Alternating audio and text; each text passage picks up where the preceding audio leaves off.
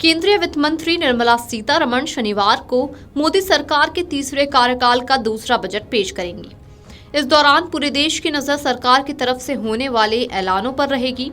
खासकर अगले एक साल तक की योजनाओं और नीतियों को लेकर चर्चा परिचर्चा का दौर शुरू हो जाएगा।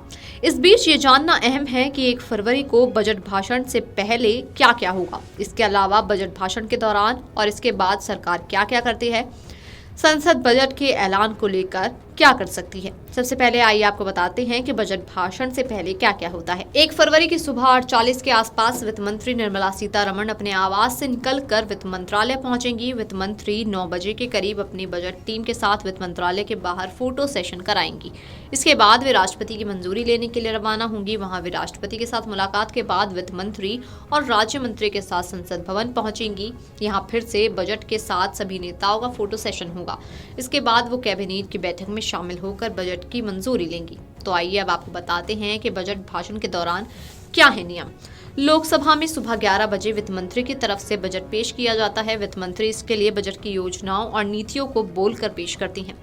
इसके लिए इसे बजट भाषण कहा जाता है। आमतौर पर वित्त मंत्री बजट भाषण अपने स्थान पर खड़े होकर ही पढ़ती हैं। अब तक के इतिहास को देखा जाए तो निर्मला सीतारमण ने भारत के इतिहास का सबसे लंबा बजट भाषण दिया। भारत के इतिहास में सबसे छोटा बजट भाषण 1977 में हीरूबाई एम पटेल ने दिया था। उन्होंने केवल 800 शब्द का अंतरिम बजट भाषण दिया था। तो आइए अब हम आपको बताते हैं कि क्या रही है निर्मला सीतारमण के भाषणों की अवधि।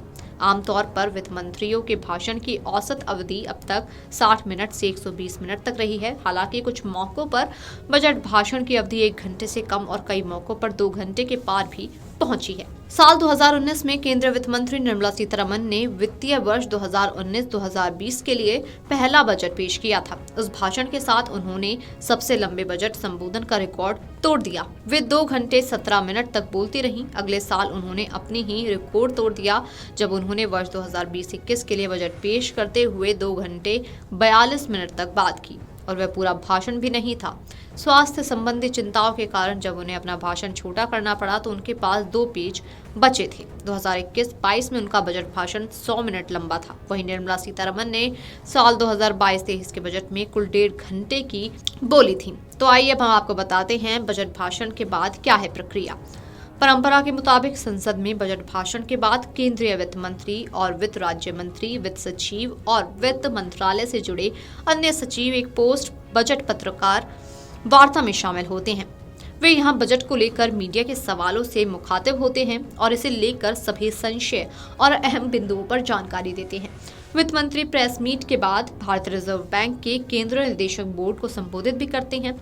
वे उन्हें केंद्रीय बजट से जुड़ी अहम बातों से अवगत कराती हैं। इसमें राजकोष एकत्रित करने के रोड मैप से लेकर पूंजीगत व्यय नीति तक के बारे में भी बताया जाता है। वित्त मंत्री बजट भाषण के दौरान कई ऐलानों पर भी चर्चा करती हैं। ये भी भारत में बजट के बाद की परंपरा का ही हिस्सा है। बजट के बाद प्रधानमंत्री नरेंद्र मोदी भी इस पर अपनी प्रतिक्रिया व्यक्त करेंगे। शाम 5 से 6 बजे के बीच वित्त मंत्री डीडी न्यूज को इंटरव्यू देने वाली हैं। इसके बाद वे निजी चैनलों को भी इंटरव्यू देंगी। Video desk अमरउजाला.com।